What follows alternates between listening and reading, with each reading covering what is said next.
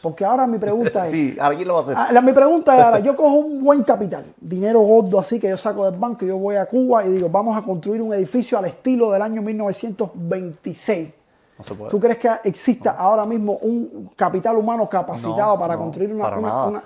Y eso es consecuencia, tú sabes, del sistema que llevamos en los últimos 64 años. Te guste o no te guste, es política. ¿Por qué? Porque si el cubano se ha degradado, lamentablemente, no porque quiera, y no estoy diciendo nada, es simplemente de que el sistema te ha hecho que degradarte, porque tienes que luchar para hacer una cola para el pan, para no sé qué. Entonces ya empiezas a perder tus valores morales. ¿Por qué? Porque dices, bueno, tú sabes que voy a hacer esta hora más o menos a medio palo, porque al final de la semana me falta irme a las trepas a coger la cola del pan. Claro. Entonces yo entiendo, no hay nada que te pueda decir, no, el cubano por eso, si se ha degradado, pero eso no significa que es culpa solamente sí, culpa del cubano. Es culpa de un sistema que viene. Es que no ha tenido las herramientas para tener el tiempo para especializarse en algo que... Y con eso quiere decir que existe la esperanza en el futuro de que el cubano deje de ser así, porque el sistema se lo permita, y el cubano pueda volver a ser el tipo que haga las obras esas que hacía en los años 20. ¿Y la esperanza en quién recae? ¿En quién recae? En nosotros mismos. En nosotros mismos, los cubanos. No podemos esperar que vengan unos americanos, unos no sé qué, a ayudarnos. Es nosotros mismos. En nosotros mismos. El cubano tiene que ser libre para poder llegar a donde sea. El cubano tiene que ser libre.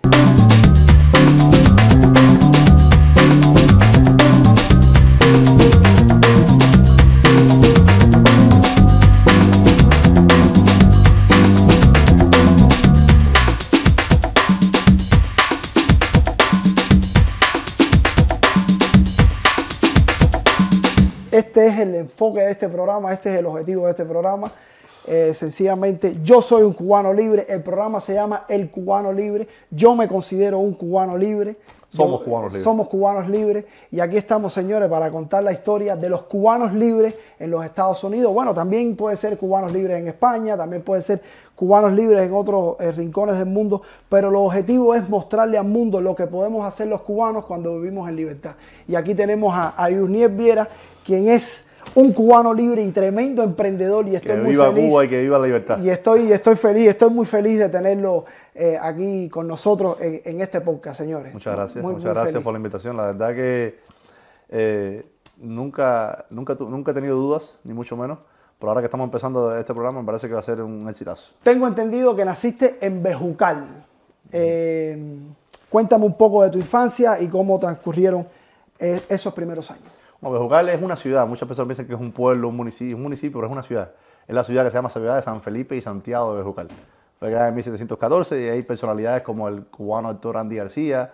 Entonces es un pueblo que a pesar de, bueno, voy a decir ciudad nuevamente, que a pesar de que está en la parte de la periferia de La Habana, es como parte del campo, y sin embargo no se dedicó a la industria agrícola, vamos a decir, por decirlo así. Es un pueblo mucha cultura, y unas fiestas muy relevantes son las charangas de Bejucal, que son una de las 3 fiestas tradicionales que hay en Cuba. Si no me equivoco, son las parrandas de Remedios, los carnavales de Santiago y las charangas de Bejucal. Son las 3 fiestas tradicionales de Cuba. Me refiero ni siquiera a los carnavales de La Habana, me refiero a tradicionales por mucho tiempo. Fiestas que desde la época de los españoles, evidentemente, del siglo XVIII, XVII, no, XVIII, siglo XVIII empezaron esas fiestas en Bejucal. Entonces soy un hijo notable de esa ciudad.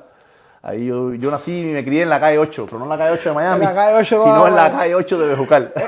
Eres un hijo notable, es decir, si pudiéramos poner en algún momento un monumento ahí de Yurniel, ese estaría bueno, un monumento de Bejucal de Yurniel Viera. Y acuérdate que el 8 está entre 7 y 9, bueno, ahí nací yo, en la calle 8, entre 7 y 9, entre las calles 7 y 9. Bejucal es tiene calles impares y calles pares, entonces yo nací en la calle 8, entre 7 y 9, ahí...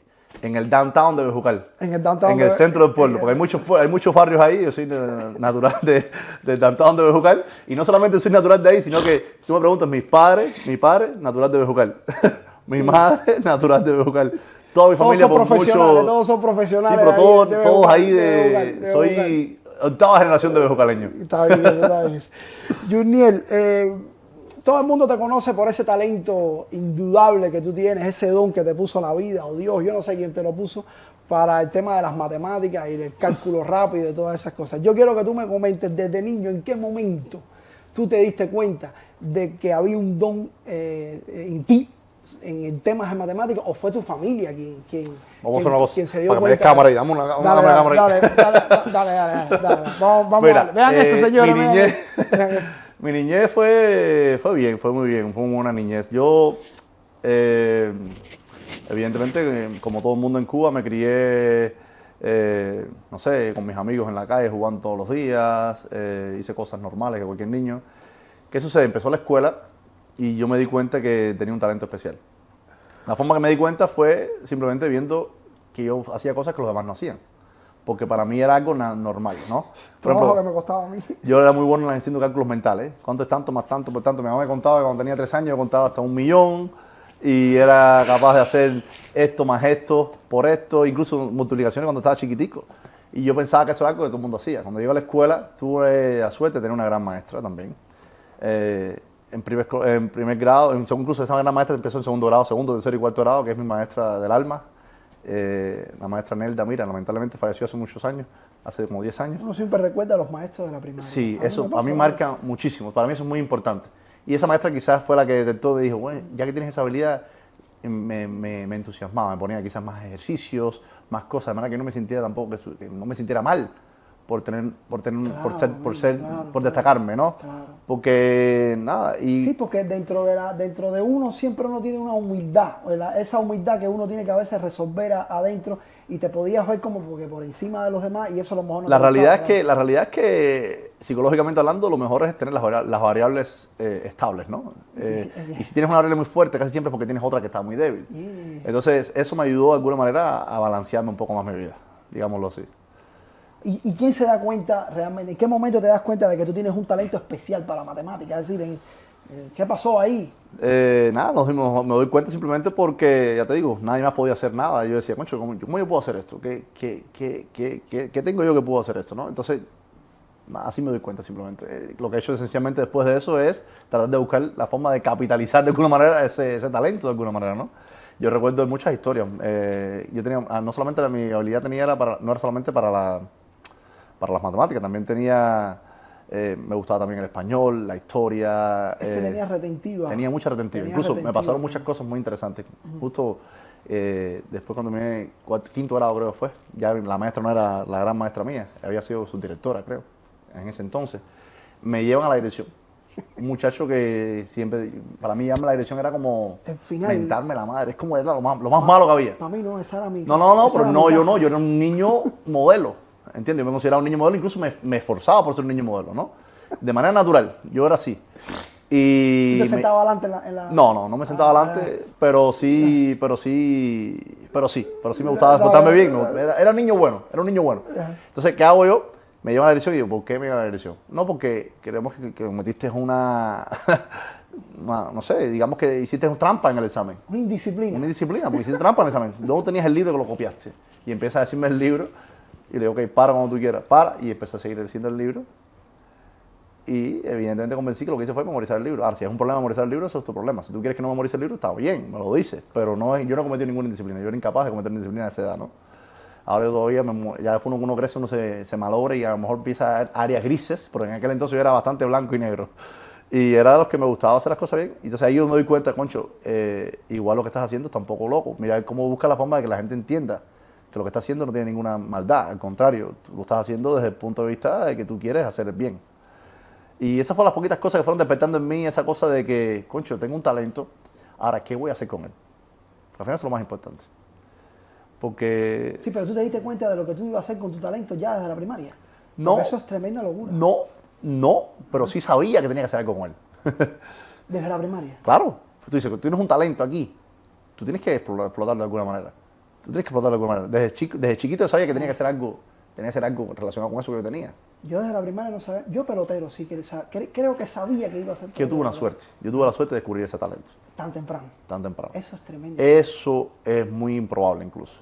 No, eso es muy improbable. Entonces yo me doy cuenta que lo más importante de la moraleja de la historia es que una vez uno, y eso aplica para todas las personas en el mundo, evidentemente, lo más importante es descubrir cuál es tu talento.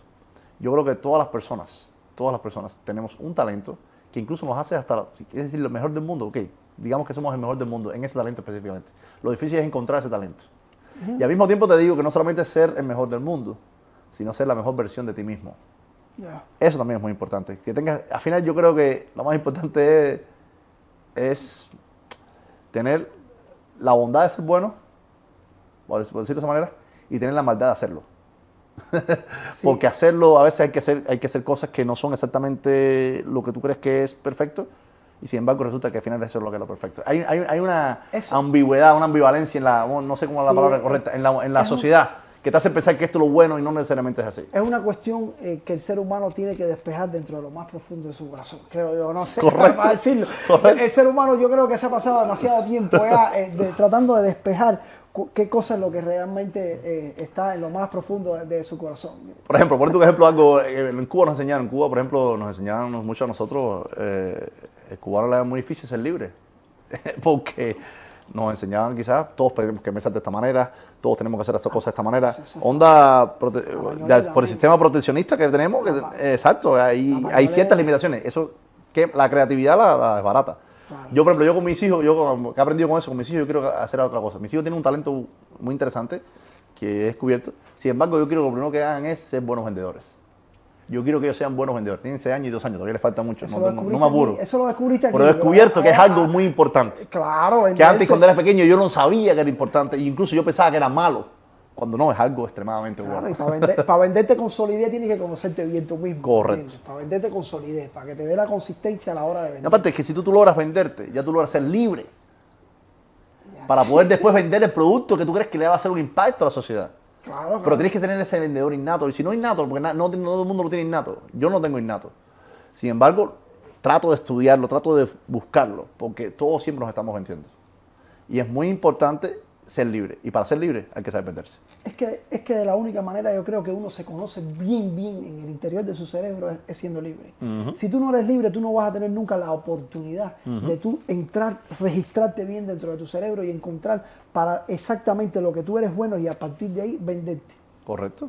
Es una variable, es una variable súper complicada de llegar, pero hay que llegar ahí. Y realmente donde único, a mi juicio, señor, esto puede ser que hay otras personas que piensen diferente y lo acepto. Pero a mi juicio, una persona realmente se conoce bien cuando está en libertad. Correcto. Cuando está en libertad. Y a partir de que se conoce bien, es que puede empezar a venderse y puede ser próspero de manera sólida en la vida. Es a mi juicio. Por esa razón, yo mismo he decidido hace mucho tiempo, gracias a Dios que soy libre hace mucho tiempo, de vender lo que yo creo que puede ser bueno para la humanidad.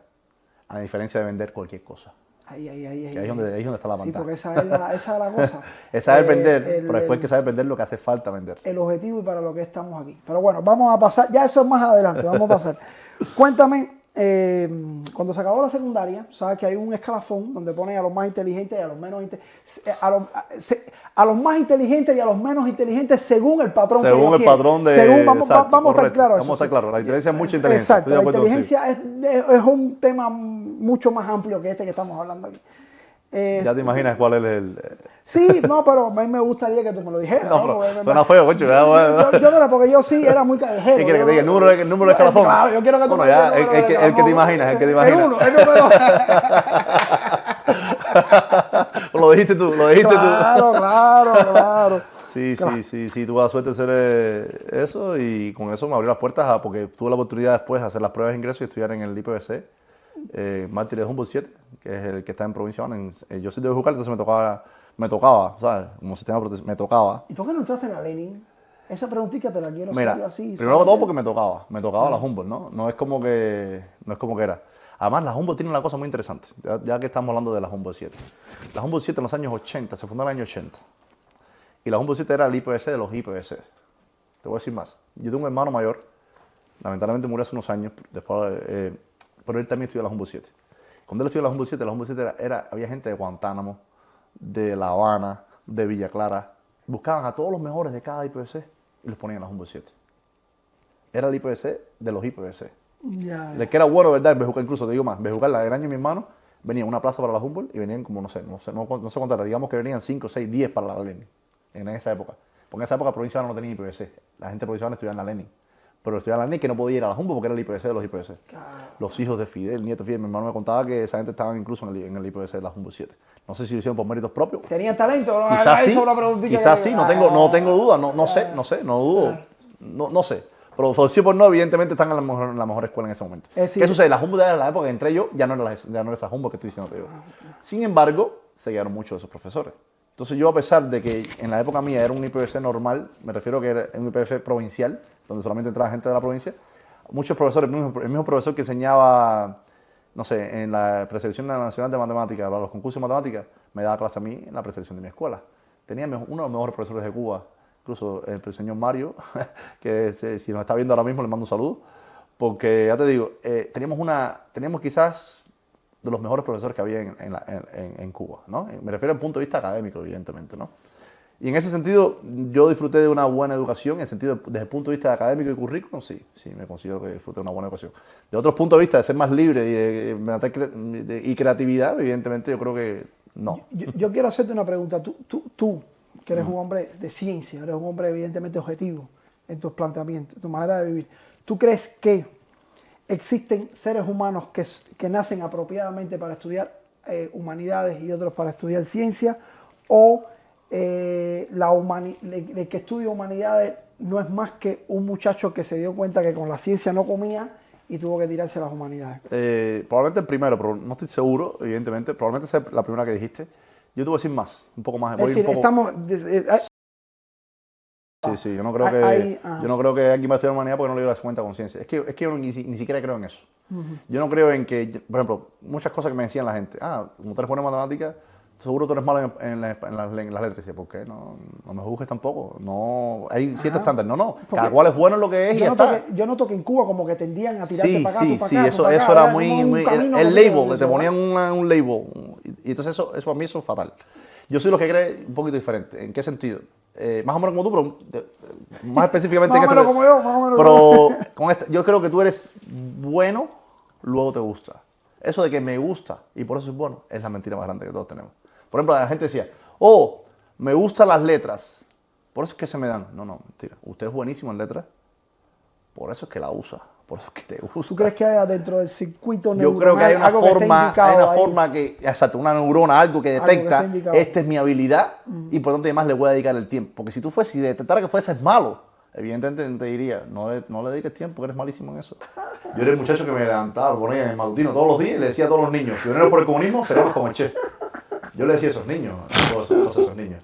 Después llegó el fatídico año, ese fue el año 91-92. Llegó el periodo especial, en su máxima expresión. Mi padre, que era profesor de escuela, director incluso de escuela, mi madre también era profesora, trabajó de administradora del correo, de Jucal, en fin, digamos que eran integrados, porque es la palabra que se usaba en aquella época, ¿no? En un buen día mi padre dice, ¿sabes qué? No nos da para comer. Mi hermano también, éramos hermano y yo. Director de escuela, Vivir. Director de escuela. Y dejó de ser director de escuela para vender maní en las calles de Bejucal. Eso fue un cambio, eso en inglés se dice un turning point. Eso para mí, en cuanto al sistema de Cuba, para mí fue lo que me cambió mi visión.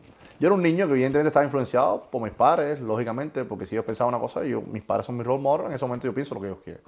Cuando veo que mis padres cambian eso, digo, yo me acuerdo de un momento en mi familia donde ya el único que creía era yo supuestamente en el sistema y digo, oye, y me quedé solo. ¿Y tus padres creían en el sistema? ¿Eras tú el único que...? No, me refiero que cuando mi padre toma esa decisión, evidentemente, de alguna manera se desprende del sistema, ¿no? Y yo todavía estaba, y decían, pero el sistema no era bueno, no era bueno, ¿qué está pasando aquí en mi casa? Entonces tuvo un proceso que yo me acuerdo que el trauma para mí fue que yo dije, a partir de ahora no quiero tener ningún cargo político en nada. Y cuando empezó el preuniversitario, por ejemplo, yo nunca tuve ningún cargo político, nunca fui parte de la juventud, nunca fui parte de nada, porque yo entendí que había un problema muy complejo que en ese momento no estaba dispuesto a entender, ni me tocaba entender, y gracias a Dios, porque cuando tienes un niño en quinto grado que tienes 9, 10 años, tú no tienes que entender nada de política. Lo tuyo es estudiar, hacer el bien, lo que sea que tengas que hacer en ese momento, ser un niño, jugar, lo que tengas que hacer.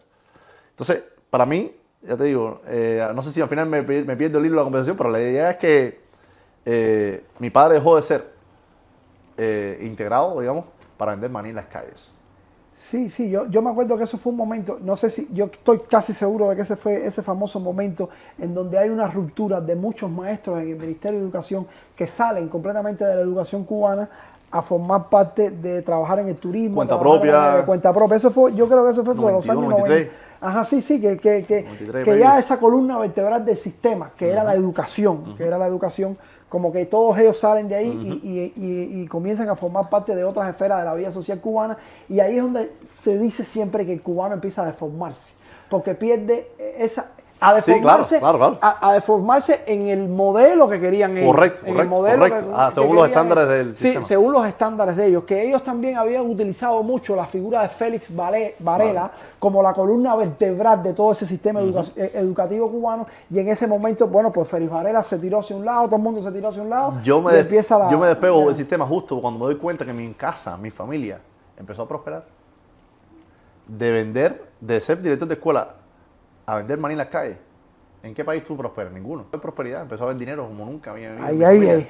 No solo yo era el niño que me crié cuando era pequeñito, tenía que preguntarle a mi mamá, mami, ¿tú crees que pueda comprarme un helado en la esquina? O sea, que donde quiera vendía un helado, ¿no? Y mi mamá a veces me decía que sí, a veces me decía, papi, no cobro dame hasta la semana que viene, no cobro. Y yo decirle, está bien, mami.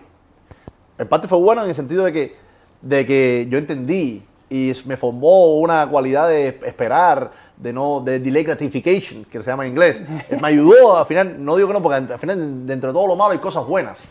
Pero, evidentemente, es algo que yo no quiero para mis hijos. No, pero tuviste una experiencia dentro de Cuba extraordinaria, men, porque mira, te voy a decir, viste un hombre que estaba integrado completamente al Ministerio de Educación, que era el crudo, era el raw de la sociedad comunista, que es la educación. Que ellos plantearon. La columna vertebral. La columna vertebral de la sociedad comunista es la educación que ellos plantearon, ¿no? Entonces, viste un hombre que sale de ahí y ya entra en el libre mercado. El tipo entra en el libre mercado. Y esas experiencias realmente no la tienen todos los cubanos. Y esas experiencias marcan mucho a los hijos y marcan mucho a los que están viendo eso. No tengo ni idea. Amor, cuando vea este programa se va a dar cuenta quizás un poco más, pero él no tiene ni idea de lo que hizo por mí tomando esa decisión tan valiente. Porque yo creo que a mí se me hubiera caído la cara de vergüenza. Estoy seguro que a él se le cayó la cara de vergüenza. Y sin embargo, lo hizo. Cuéntame, ¿qué sentía tu papá después que salía de la escuela, de darle clase a los niños, tenía que ir a vender maní y después llegar a la casa, man, ¿cómo era eso? Evidentemente, hacer maní, a pelar maní. No, todos lo hacíamos maní. El maní lo hacíamos todos. Mira, ¿qué sucede? Mira esto que interesante. La matemática, como siempre, estaba presente. Yo era el que envasaba los maní. En aquel entonces había que contar los granitos de maní. Y yo siempre contaba, no sé si eran 15, 20, no me acuerdo cuánto era. No, pero uno echaba un cucurucho en aquella época, la época mala de Cuba, bueno, ahora está más mala creo, pero en aquella época tan mala de Cuba, que supuestamente el dólar llegó a 120, ahora está más todavía, pero de 25 fue a 120. Yo era el que envasaba el maní, mi mamá los tostaba por las noches, madrugadas, nosotros despiertos, envasando maní para que mi papá llegara al parque a jugar y se vendía muchísimo maní en aquella época. Ahora, para mi padre, es una pregunta realmente para mi padre el que debe tener la mejor respuesta, pero lo que yo he hablado con él y lo que yo entiendo, lo que yo percibí en ese momento, es que fue muy duro porque tienes miradas de otras personas. Lo primero que hacen es miradas humillantes, ¿no? Estás dejando de ser productivo, pero al mismo tiempo estás produciendo. Entonces, es un sistema que critica mucho la autonomía. Entonces, de pronto te fuiste del sistema. No sé, fue muy censurado. Sin embargo, la forma que él lo hizo, en mi opinión, fue magistral. Y eso es algo que quizás nunca le he dicho a él. Pero lo hizo muy bien, porque yo me acuerdo de muchas historias de mi padre. Mira esta historia muy interesante. Mi padre llegaba después de la secundaria, la misma secundaria donde había sido profesor hace muchos años. Llegaba y se ponía a vender maní ahí mismo. Pero a veces preguntaba a los muchachos, ¿de qué tienes pruebas? No, de geografía. Él era profesor de matemáticas, pero él siempre fue una persona muy viva. Yo tengo esa viveza de mi padre. Y si la prueba de geografía, decía, bueno, me río a mí los manís aquí, cuando me compras un maní, te doy una clase de geografía. Y el hombre empezaba a decirte que si tal país quedaba en tal continente, te empezaba a hablar de las estalagmitas, estalactitas, lo que sea, que te empezaba a hablar, contar de que las personas al mismo tiempo estaban vendiendo el maní que le hacía falta vender y al mismo tiempo estaba tratando de educar, porque ya que él no podía hacerlo, él siempre no perdía oportunidad en buscar la forma de acercarse a lo que a él le gustaba. Era una especie de Heisenberg en Breaking Bad. Correcto. A sus estándares decía, estoy haciendo algo, no estoy haciendo lo que me gusta, pero al mismo tiempo no puedo dejar de hacerlo. Entonces él buscaba la forma de desprenderse lo menos posible y al mismo tiempo desprenderse, porque tampoco iba a ser maestro más nunca, ¿no? Eventualmente se convirtió en un profesor repasador, hizo cosas más relevantes. Incluso hoy día, estoy seguro que cualquiera puede llegar a su casa y él te va a decir cualquier duda de matemática, te la va a cubrir porque es lo que le gusta. Sí, porque lo que pasa es que el cubano tiene un complejo de pedagogo que no se lo puede acabar de quitar. ¿Y para cómo él lo era? Sí, yo creo que eso viene mucho de Félix Varela. Nosotros tenemos a Félix Varela muy adentro. Incluso aquí mismo en Miami, donde estamos tantas comunidades juntas, venezolanos, ecuatorianos, mexicanos. A nosotros los cubanos nos gusta decirle a los demás Como tiene que ser. latinoamericanos que el comunismo no funciona. Y nosotros es como que es pedagógico, nosotros se lo vamos repitiendo. No se vayan por ese camino, no se vayan por ese camino, porque tenemos ese complejo de maestros, nosotros tenemos complejo, nosotros tenemos el alma de profesor. Nosotros tenemos alma de profesor por delante. Y eso es sentirnos, yo creo que detrás de todo eso es que nos sentimos con una consistencia, con una seguridad a la hora de lo que nosotros decimos, de lo que nosotros queremos comunicar, que yo creo que esa es una de las esencias más importantes que tenemos nosotros los cubanos. La seguridad en que no hagas esto, men, porque ya esto se vivió, y te estoy aconsejando, porque además de eso, no somos mala gente, no somos mala gente. Así es, así es. Así es, así es. Y la así es. matemática en particular a mí es de las pocas cosas, una cosa que a mí me motiva mucho la matemática es que es de las pocas cosas que en Cuba yo me sentía libre. Fíjate qué interesante. Si tú, por ejemplo, te gustaba la historia, tú no podías decir que Che Guevara era un asesino. Tú no podías decir nada malo de Fidel Castro. Te suspendían la prueba. Aunque dijeras las palabras más lindas del mundo. A diferencia de Estados Unidos, donde tú puedes decir lo que te da, no tú puedes decirte, me gusta Donald Trump, me gusta Joe Biden, o odio a Donald Trump, odio a Joe Biden. Y te pueden dar una A en el essay, en el ensayo, porque es como tú lo digas, esa libertad donde único la teníamos yo en Cuba, donde único la experimenté yo fue en matemática. Porque 2 más 2 es 4. Le caigas bien al profesor o no, seas de la juventud o no, te gusta el sistema o no, hay que darte los puntos. Bueno, nada, vamos de nuevo para el pre. Entonces, termina el pre, tenías claro la carrera que ibas a... Ya te digo, no tenía 100% claro, pero yo después de conversar con mis amigos, con lo que más o menos yo sentía cierta afinidad, decido que voy a estudiar cibernética. Después que empecé la carrera me di cuenta que sí era la carrera para mí en ese momento. Si hubiera vuelto a nacer quizás fuera otra cosa, porque ya experimenté lo que es eso. Con eso te quiero decir que no es una carrera que te puedo decir, no, si volviera a nacer, no, si volviera a nacer fuera otra cosa, muy seguramente. Probablemente me dedicaría un poco más a la parte comercial, un poco me gusta, ya digo, me entusiasma más la parte, no sé, vender algo. ¿no? Eso aquí en la UNAI. Eso Exacto. se desarrolla en la UNAI. Exacto. Allá tú no desarrollas. Correcto, no, allá no. Tú no me Yo no tuve la suerte de desarrollar nada por allá en ese sentido. Pero bueno, sí estudié cibernética, lo cual no me arrepiento para nada porque fue una gran carrera. Fue la carrera incluso que gracias a esa carrera que estudié durante 5 años en la Universidad de La Habana, si siquiera hablamos de eso ahora, tuve la oportunidad de llegar a este país tiempo después, y empezar a trabajar a los 2 meses de haber llegado a este país en un trabajo sin saber nada de inglés, un trabajo remunerado hasta cierto punto, a los estándares de Cuba. Okay. Ya llegaremos ahí ya. Entraste en cibernética. ¿Qué escalafón terminaste en el primero? ¿También terminaste en el primero? No, creo que fue primero de los hombres, bueno, pero creo que no terminé con 100, terminé con 99 puntos algo. Y habían como 5 personas con 100 o algo así, y creo que fui como el sexto, séptimo, no sé. El primero que no tenía 100 era yo. ¿Y las noviecitas en el pre? Tuve una noviecita... Los matemáticos se mostraban fluidos. Tuve un tipo muy informal, tuve una novia formal de mi aula, como 3 años. Fue un tipo por la línea, fue por la línea. Y ya, no hice tantas cosas así, pero tampoco fui, digamos que no fue lechada, no perdí por lechada. No te fuiste, no perdiste el 9%, no perdiste el 9%, está bien. Bueno, entonces, trata en cibernética en la Universidad de La Habana. En la universidad, sí, cibernética se estudia en la misma colina. Cibernética se llama Ciencias de la Computación, es el nombre que le llaman a la carrera, Ciencias de la Computación. Se conoce por cibernética porque fue concebida como cibernética, matemática y cibernética, pero en realidad el nombre que actualmente ahora es Ciencias de la Computación. Somos la especie de científicos de la computación. Como mismo está en la Universidad de La Habana, para que tengas una idea, imagino que lo tengas, pero bueno, en caso de que las personas que nos están escuchando y viendo no sepan, se estudian más bien las carreras de ingeniería son en la CUJAE, en el centro el Instituto José Antonio Echeverría. A las carreras de ciencias puras son más bien en la Universidad de La Habana. Lo que es matemática pura es en la Universidad de La Habana, física pura en la Universidad de La Habana, química pura en la Universidad de La Habana, cibernética, es decir, computación pura, vamos a decirlo así. Una especie de computación pura. Nosotros no éramos ingenieros, nosotros éramos científicos de la computación. Y se estudiaba en la Universidad de La Habana. Lo cual, gracias a Dios, porque lo siento por las personas que estudiaron en la CUJAE que piensan diferente a mí, pero la Universidad de La Habana no tiene comparación. Ay. No, es que me gustaba mucho la vida que había. Era muy autónoma la Universidad de La Habana, ¿cierto? Tú podías hacer lo que te da la gana. Había mucho más libertad, estabas en el vedado, vamos a empezar por ahí. Es selección natural. Definitivamente había unos tipos de No sé, me gustaba mucho más. Cuando también. entraste a la Universidad de La Habana, ¿tú estabas en una beca o tú te ibas para jugar? Yo estaba en la beca, esa es otra cosa. ¿Qué beca era? Estaba en Dos y Malecón. Ajá, La beca de Dos y Malecón, los gemelos de Dos y Malecón. Yo sé. Yo nací por ahí. Sí, fue una experiencia completamente diferente al pre, que me gustó mucho más que el pre. A mucha gente le dice que gusta mucho más el pre, a mí me gustó mucho más la universidad, porque tenía la experiencia, que quizás no tenía tanta en el pre, tenía un poco más de experiencia ahora, también estaba becado, pero también tenía libertad de salir. En el pre tú salías y te buscabas un lío. Las veces que saliste te sabías que te estabas jugando.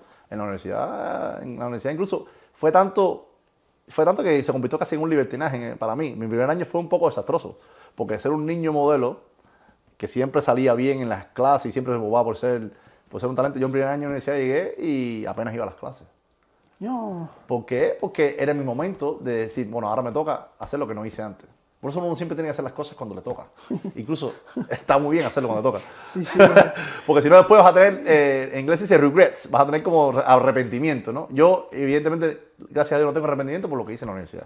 Y ven acá, ¿cómo viviste eso de salir de Bejucal a vivir en el Vedado y toda esa historia? Porque eso no es fácil. Era otra onda. Porque yo Incluso nací en tuve la Vedado. suerte de Dos y Malecón. ¿Tú naciste en el Vedado? Sí. Yo tuve la suerte de Dos y Malecón el año mío. El año que yo empecé el año 2000 en la Universidad de La Habana. Estaban los Juegos de Cine 2000, yo tenía un radiecito, me creía...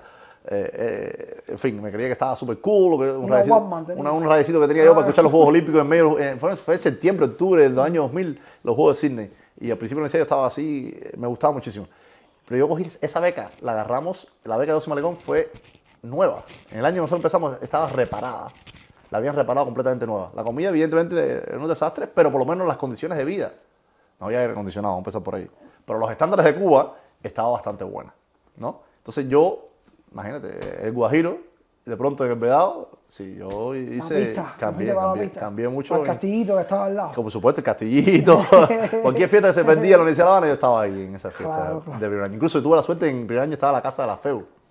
La Casa de la FEU de la Universidad de La Habana, en un lugar que cerró justamente poco después de empezar yo. Poco después del año 2000 cerró. Y la Casa de la FEU se jugaba dominó, que me encantaba, se hacía lo que... Yo a veces no iba a la clase y estaba al lado de la Universidad de La Habana, estaba en la Casa de la FEU. Por ahí pues me divertía muchísimo. Evidentemente eso no fue viable y tuve que cambiar mi forma, si no hubiera podido pasar la carrera de cibernética como la pasé. pero sí tuve ese encontronazo que al final yo creo que aprendí más. Me ayudó mucho. Es lo que me hacía falta en ese momento. No me arrepiento. Terminas ya en la Universidad de La Habana, terminaste de estudiar, te graduaste y te enfrentas al mundo laboral, ¿no? Ya cuéntame un poco tu experiencia. Ahí mi vida cambió mucho. Incluso yo tuve la desgracia de que en quinto año de la carrera mi hermano fallece, mi hermano muere. Entonces, le dio un aneurisma cerebral y fue un impacto muy duro para mí, muy duro para mí. Yo incluso me quedé desconectado de la escuela. Por suerte fue en quinto año donde ya le tenía cogida la vuelta a la carrera, pero fue un tiempo muy duro para mí. Y eso sumado con la vida laboral fue un impacto muy grande para mí. Ahí fue donde yo me di cuenta, ¿verdad?, de que qué hago en esta isla de Cuba. Digamos que yo siempre lo tenía claro, ¿no? Yo sabía que mi futuro era hacer una maestría, un doctorado quizás en otro país. Yo sabía que mi futuro quizás no estaba en Cuba, pero en ese momento empecé a cuestionar un poco más serio como que, pero aquí hice ya.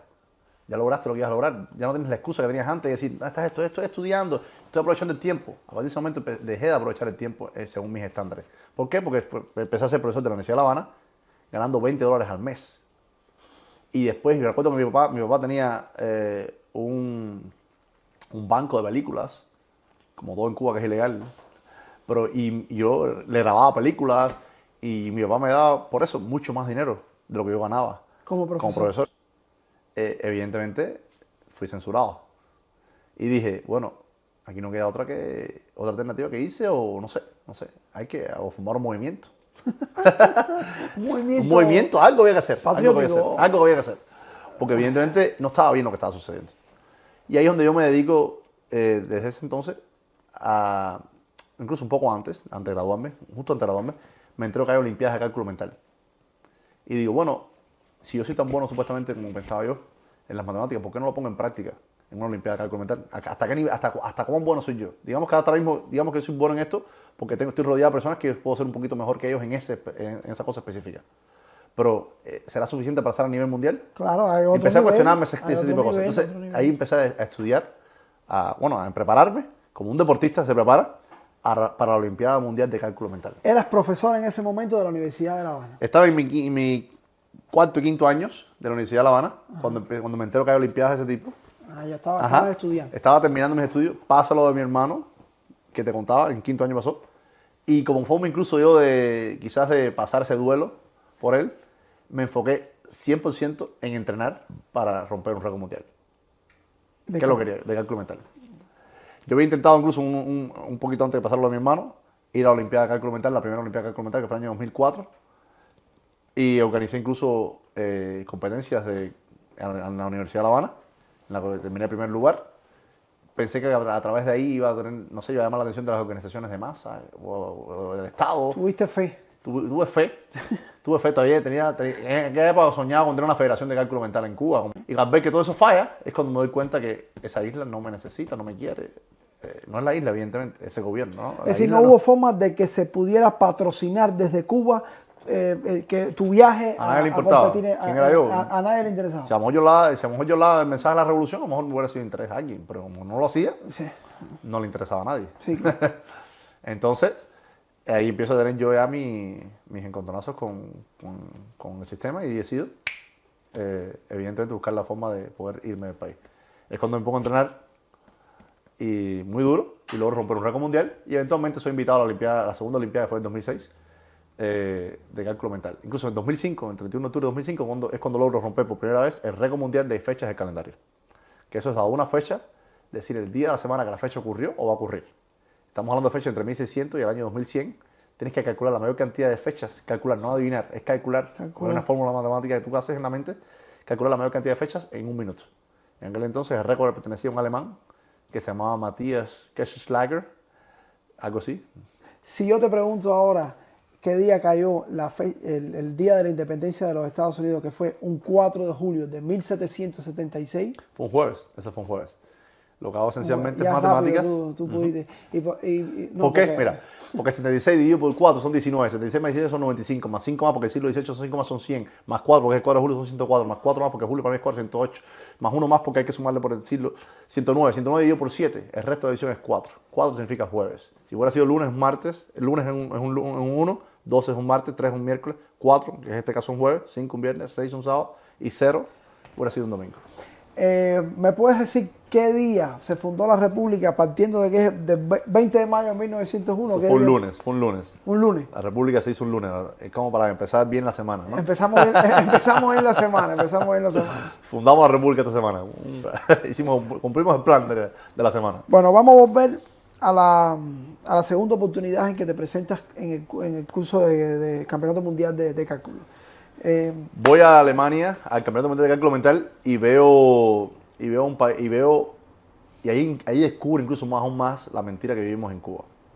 Voy a este museo, Checkpoint Charlie, que es el checkpoint de los americanos, al lado hay un museo que esencialmente cuenta cómo la gente escapaba de la Alemania, que yo pensaba que me decía en Cuba que era la buena, la Alemania democrática, a la federal. Erich Honecker, la de Erich Honecker. A la Alemania federal, todo el mundo escapaba de una a la otra y decían, bueno, entonces lo que me dijeron en Cuba era mentira. Porque yo tuve la suerte, la desgracia, lo que sea, yo estudié no solamente la historia, yo estudié la historia de los países de Europa del Este, cuando éramos pequeños, ¿entiendes? Entonces decía, concho, me han lavado el cerebro completamente. Ahí es donde yo, por primera vez, salgo de Cuba, se puedo ver con mis propios ojos lo al revés que estaba el mundo a lo que yo pensaba, ¿no? Estaba al derecho, para mí estaba al revés, ¿no? Y ahí es donde yo he decidido, bueno, nada, yo recuerdo que regresé, había pasado lo de mi hermano recientemente y yo regresé a Cuba. Y recuerdo haberle dicho a mis padres, no sé cuándo, pero me voy de Cuba pronto.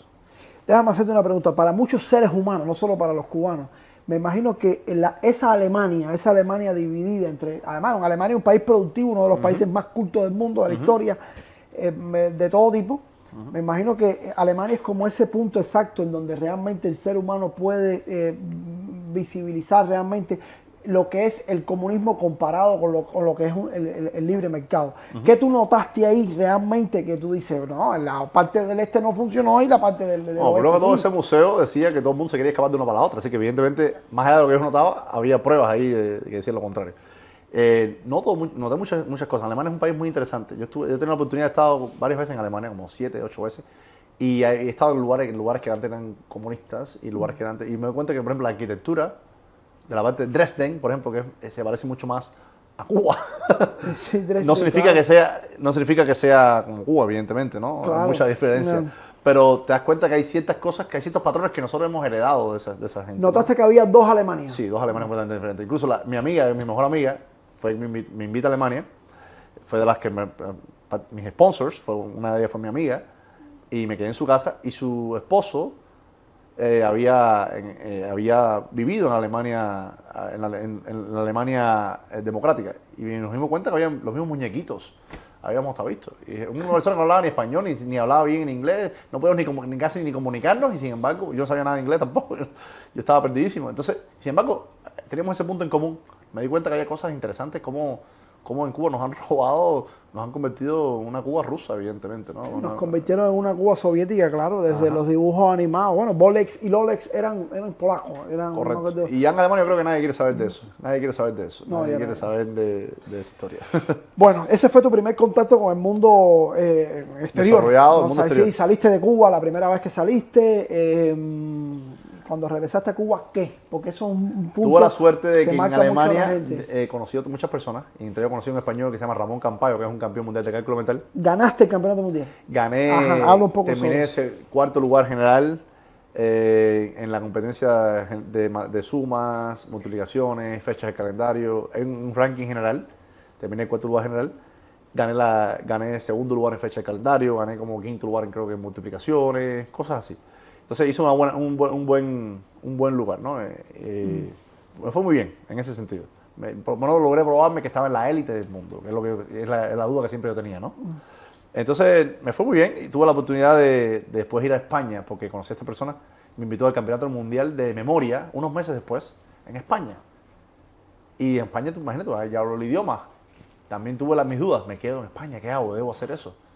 No, regresé porque no quería dejarle sacar a nadie. Yo quería buscármela yo por mi parte. Ahí fue donde empecé a decir, bueno, ¿cómo yo puedo hacer para poder ser libre de verdad? Porque si voy a España, me puedo quedar en España y voy a ser parcialmente libre, pero no voy a tener papeles. ¿Cómo yo puedo buscar la forma de respirar una mejor libertad, ¿no? Yo necesito un país que me dé esa prosperidad. Yo necesito Estados Unidos. Y 2 días después recibí un email de unas personas en México que me decían, te invitamos, como eres un recordista mundial de cálculo mental, me conocían como la calculadora humana, el calendario humano, te invitamos al evento, la Semana Nacional de la Matemática en la Universidad en Puebla, México, invitado por la Benemérita, la UAP se llama, no sé cómo, Benemérita Universidad Autónoma de Puebla, creo que se llama, la UAP. Y yo dije, me acuerdo de mirar al cielo y decir, Dios, me la mandaste por DHL. Sí, sí. Me la mandaste rapidísimo. Te la ganaste rápido. Yo que nunca había creído en Dios yo me creía agnóstico toda mi vida. Pasa lo de mi hermano y hay un cambio muy grande en mi vida, entre ellos uno de los cambios más grandes que tuve. Dentro de tantas cosas malas, para mí fue algo positivo. Me acerqué más a Dios. Creo en Dios hoy día. Yo soy completamente al revés. Mucha gente pasa que se criaron creyendo quizás en Dios y de pronto ya cuando de eso al revés. Yo me crié negando la existencia de Dios a convertirme a alguien que cree en Dios. No es que lo pregono ni nada, sino simplemente que es lo que creo. Y recuerdo ver a Dios y decir, me la traíste por DHL. Hay cosas que uno no se imagina, pero que son increíbles y te das cuenta que son cosas divinas. Esa fue una de ellas, por ejemplo. Y me invitan a la Universidad de Puebla, voy, doy mi conferencia. Me pasó algo muy interesante de ese día de conferencia, pero bueno, cuando termino mi conferencia, tomo rumbo norte y llego aquí a los Estados Unidos. Así es como yo me abro camino en los ¿Viniste Estados Unidos. solo a los Estados Unidos? Vine solo a los Estados Unidos, crucé la frontera, completamente solo. ¿Qué año fue eso? Eso fue en el año 2007. Fue el año 2007. 20 de septiembre de 2007, fue un jueves, no tengo que calcularlo. Lo tengo clarísimo, lo tengo todavía en mi memoria. Sí, me imagino. Si mi fecha de nacimiento te la sabes, imagínate tú la tuya. Aquí la segunda fecha Esa de fue la nacimiento. segunda fecha Tú de te la vas a nacimiento. tener clarísima. Yo llegué incluso el 19 a las 11 y pico de la noche, yo crucé el puente, yo crucé por Reynosa, el puente que divide a México con Estados Unidos. Y yo recuerdo que para pasar ese puente había que pasar 3 pesos mexicanos. Y tiene como una especie, como lo que hay en la guagua, en las guaguas en Cuba, como hay en los autobuses, que es para tú pasar, se me olvidó el nombre que tiene eso. No sé ni en inglés el nombre de eso. Es como el peaje, hay que pagar el peaje, ¿no? Sí. Y bueno, resulta que yo ando con mis 3 pesos mexicanos para pagar el peaje y hay como una garita ahí. Y yo quería pasar rápido para que nadie me dijera nada. Yo quería pasar por la parte americana. Yo pasando el peaje ya estaba en la parte de Estados Unidos y nadie me podía decir nada. Y recuerdo que yo ponía las monedas con mi mano zurda, porque yo soy zurdo. Y me miraban para atrás, 11 y pico de la noche, no veía nada. Decía, ¿qué pasa aquí? Y me miran las monedas para atrás. Y el hombre de la garita me dice, es en el otro lado, es en la derecha. Y yo miré para allá y me dice, ay, mi madre, me van a coger. No. Hasta que después comprendí que a nadie le importa. Si tú pasas por ahí, será problema de los americanos. Yo con mi cosa de en Cuba, todo Claro. te están mirando, te están cuestionando la censura, me estaba autocensurando y decía, no, tranquilo, relájate, agarra la moneda con la derecha y ponla en el lado derecho. Ponla en el lado derecho, pon tu moneda. Así pasé y fue mi primer paso a la libertad. Todavía con esos complejos que todavía tenemos nosotros de que estamos, en fin, de que nos atrasan un poco. Sí, ¿no? claro, nos atrasa. Bueno, cuéntame de tu primer trabajo aquí en los Estados Unidos. Tuve la suerte, como te decía, de agarrar un primer trabajo a los pocos meses. Hice más o menos unas 30 entrevistas de trabajo. Al principio pasó cuando llamaba por teléfono, en el mundo de la programación, hay unas personas que se llaman los recruiters, los reclutadores, ¿no? Que es como el primer filtro, que si ya pasas el filtro de ellos te ponen, te dan como entrevistas con las compañías, ¿no? Y cuando los reclutadores me decían por teléfono, bueno, cuéntame, ¿tienes permiso de trabajo? Yo no, ya está en camino. Me colgaban el teléfono. Entonces yo aprendí, ya te digo, ya es cuando ya busco el área gris, que no es el área blanco y negro que yo tenía cuando era pequeño. El área gris era, ok, yo voy a decir mentira. ¿Tienes permiso de trabajo? Sí. Yo decía, para el momento cuando llegue el trabajo, ya voy a tenerlo, de todas formas. Si me están colgando el teléfono decir que no, pues yo voy a decir que sí, y ya está. Al final no es una mentira que estoy diciendo, una mentira que está afectando, al contrario. Me está ayudando a mí y no estoy diciendo ninguna mentira, me va a dar permiso de trabajo. Estaba más que claro. Y así fue como yo logré agarrar mi primer trabajo. Y yo empecé incluso un lunes ese primer trabajo y no me había dado ni siquiera el permiso de trabajo. Me llegó el viernes de esa semana. Me acuerdo la gente de chat atrás de mí, oye, ¿me vas a dar el permiso de trabajo? Sí, por favor, dame hasta la semana que viene. Y efectivamente ese mismo viernes me llegó, el otro lunes llegué con una sonrisa, le llegué a la HR y le dije, mira, aquí están mis papeles. Menos mal. Tuve la suerte de conseguir el permiso de trabajo y el trabajo al mismo tiempo. Un trabajo que en aquel entonces, en el año 2007, que ahora es mucho mejor que ahora, en mi primer trabajo yo empecé ganando como $55,000 al año. Que para el año 2007, haber llegado 2 meses de Cuba, eso estaba espectacular. Incluso yo me convertí en un mercenario. A los pocos meses yo tuve la suerte de cambiarme de trabajo y ser aceptado, ¿no? Y ganaba $40 la hora, $83,200 al año, cuando llevaba pocos meses en Cuba, llegando de Cuba. Y eso con tu papá. Pero eso, ¿cómo era eso con tu papá? Ya imagínate. tú sabes, oye, Imagínate, de pronto yo hice las cosas regadas a muchas personas. Yo, a pesar de que tengo muy claro el direct gratification y todo, yo no tenía dinero para comprarme un carro. Tuve la suerte, mi primo me dijo, ¿puedo ayudarte con el crédito del carro? Vamos a comprarlo, para que no pagues ningún dinero, vamos a comprártelo 0 millas. Y yo, perfecto. Compré un carro 0 millas, un Nissan Sentra, Madre en mía. el año 2008, estaba en 2007, había llegado un mes y pico aquí y ya tenía carro, no tenía ni siquiera trabajo. Porque yo aposté a que yo iba a conseguir el trabajo a los 2 meses. Yo le dije a mi primo, sí, porque para cuando tenga que pagar mi primera letra de carro, en ese momento yo voy a tener mi trabajo. Hice cosas que no es que les recomiendo a nadie hacer eso. Pero salí de mi zona de confort en ese momento. Pero eso es tremenda confianza que tuviste en ti mismo. Exacto. No solamente yo, la tuvo mi primo también, que puso el crédito, pobrecito. A quien le agradezco muchísimo, porque ese sí tuvo más confianza que yo, porque todavía puedo saber lo que yo quiero, pero es que no No, soy y yo. él lo tuvo más que ya conocía el ambiente, porque realmente tú todavía no lo conocías, pero él Él tiene más mérito que yo. Claro, él al final lo que le pasó a él. Apostó por mí y... Yo lo que creo es que lo que le pasó a él es que él ya que vivía aquí, sabía la realidad de aquí, cómo era eso, y realmente te concebía a ti como una persona que ibas a prosperar en los Estados Unidos. Creo en Dios hoy día. Yo soy completamente al revés. Mucha gente pasa que se criaron creyendo quizás en Dios y de pronto ya cuando son de eso al revés. Yo me crié negando la existencia de Dios a convertirme a alguien que cree en Dios. No es que lo pregono ni nada, sino simplemente que es lo que creo. Y recuerdo ver a Dios y decir, me la traíste por DHL. Hay cosas que uno no se imagina, pero que son increíbles y te das cuenta que son cosas divinas. Esa fue una de ellas, por ejemplo. Y me invitan a la Universidad de Puebla, voy, doy mi conferencia. Me pasó algo muy interesante de ese día de conferencia, pero bueno, cuando termino mi conferencia, tomo rumbo norte y llego aquí a los Estados Unidos. Así es como yo me abro camino en los Viniste Estados Unidos. solo a los Estados Unidos. Vine solo a los Estados Unidos, crucé la frontera, completamente solo. ¿Qué año fue eso? Eso fue en el año 2007. Fue el año 2007. 20 de septiembre de 2007, fue un jueves, no tengo que calcularlo. Lo tengo clarísimo, lo tengo todavía en mi memoria. Sí, me imagino. Si mi fecha de nacimiento te la sabes, imagínate tú la tuya. Aquí la segunda fecha Esa de fue la nacimiento, segunda fecha tú de te la vas a nacimiento. tener clarísima. Yo llegué incluso el 19 a las 11 y pico de la noche, yo crucé el puente, yo crucé por Reynosa, el puente que divide a México con Estados Unidos. Y yo recuerdo que para pasar ese puente había que pasar 3 pesos mexicanos. Y tiene como una especie, como lo que hay en la guagua, en las guaguas en Cuba, como hay en los autobuses, que es para tú pasar, se me olvidó el nombre que tiene eso. No sé ni en inglés el nombre de eso. Es como el peaje, que hay que pagar el peaje, ¿no? Sí. Y bueno, resulta que yo ando con mis 3 pesos mexicanos para pagar el peaje y hay como una garita ahí. Y yo quería pasar rápido para que nadie me dijera nada. Yo quería pasar por la parte americana. Yo pasando el peaje ya estaba en la parte de Estados Unidos y nadie me podía decir nada. Y recuerdo que yo ponía las monedas con mi mano suelta, porque yo soy zurdo. Y me miraban para atrás. 11 y pico de la noche no veía nada. Decía, ¿qué pasa aquí? Y me miran las monedas para atrás. Y el hombre de la garita me dice, es en el otro lado, es en la derecha. Y yo miré para allá y me dice, ay, mi madre, me van a coger. No. Hasta que después comprendí que a nadie le importa. Si tú pasas por ahí, será el problema de los americanos. Yo con mi cosa de en Cuba, todo Claro. te están mirando, te están cuestionando la censura, me estaba autocensurando y decía, no, tranquilo, relájate, agarra la moneda con la derecha y ponla en el lado derecho. Ponla en el lado derecho, pon tu moneda. Así pasé y fue mi primer paso a la libertad. Todavía con esos complejos que todavía tenemos nosotros de que estamos, en fin, de que nos atrasan un poco. Sí, ¿no? claro, nos atrasa. Bueno, cuéntame de tu primer trabajo aquí en los Estados Unidos. Tuve la suerte, como te decía, de agarrar un primer trabajo a los pocos meses. Hice más o menos unas 30 entrevistas de trabajo. Al principio pasó cuando llamaba por teléfono, en el mundo de la programación, hay unas personas que se llaman los recruiters, los reclutadores, ¿no? Que es como el primer filtro, que si ya pasas el filtro de ellos te ponen, te dan como entrevistas con las compañías, ¿no?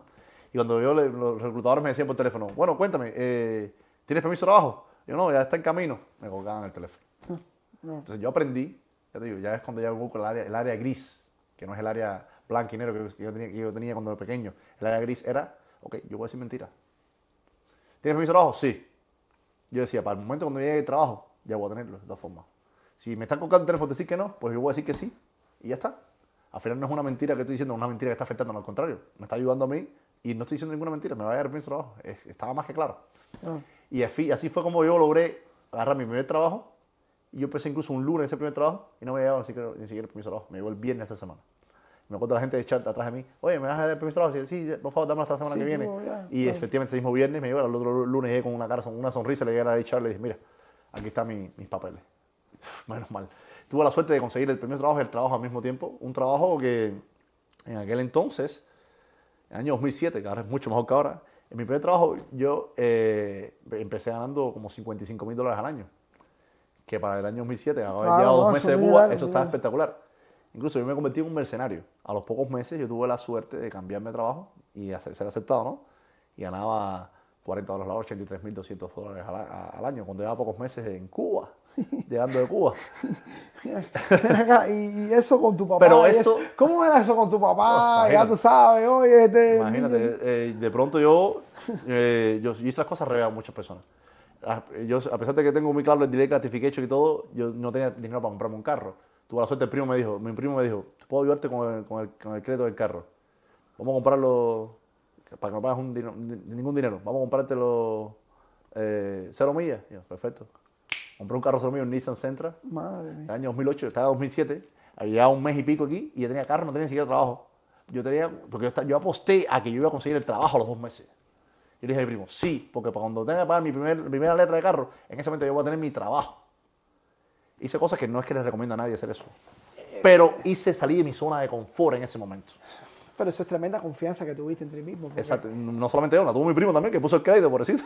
A quien le agradezco muchísimo, porque ese sí tuvo más confianza que yo, porque todavía puedo saber lo que yo quiero, pero es que no No, soy y yo. él lo tuvo más que ya conocía el ambiente, porque realmente tú todavía no lo conocías, pero él Él tiene más mérito que yo. Claro, él afinó lo que le pasó a él. tú Apostó sabes, por mí y... Yo lo que creo es que lo que le pasó a él es que él ya que vivía aquí, sabía la realidad de aquí, cómo era eso, y realmente te concebía a ti como una persona que ibas a prosperar en los Estados Unidos. Correcto. Y que eras digno de toda la confianza del mundo como para comprarte un carro del año acabado de llegar aquí a los Es que Estados no era Unidos. comprar un carro al año, pero como yo veía como comprarme un carro sin pagarme un centavo. Carro nuevo. Eso es lo que yo veía. Eso es lo que yo quise ver en ese momento. Si fuese un carro viejo me da igual. Yo nunca me han Claro, importado los claro. carros.